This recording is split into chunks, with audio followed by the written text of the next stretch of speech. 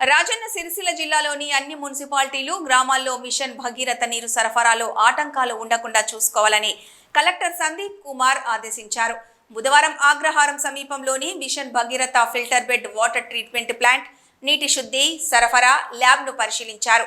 నీటిని శుద్ధి చేసే ప్రక్రియను క్షుణ్ణంగా కలెక్టర్కు మిషన్ భగీరథ ఇంజనీర్లు వివరించారు. పంపింగ్ సామర్థ్యం, స్టోరేజీ వంటి వివరాలను జిల్లా కలెక్టర్ అధికారులను అడిగి తెలుసుకున్నారు. అనంతరం కలెక్టర్ మాట్లాడారు. ప్రస్తుతం వేసవి ఉన్నందున ప్రతి ఇంటికి నల్లా నీరు వచ్చేలా చర్యలు తీసుకోవాలన్నారు. రోజు నీటి శుద్ధి కేంద్రాల నుండి నీరు సరఫరా జరిగేలా మిషన్ భగీరథ ఇంజనీర్లు చర్యలు తీసుకోవాలన్నారు. రోజు 2 సార్లు జిల్లాలోని మిషన్ భగీరథ గ్రిడ్ను ఇంజనీర్ నింపాలని, నీటి నాణ్యతను ప్రతిరోజు 4 సార్లు పరిశీలించాలని సూచించారు.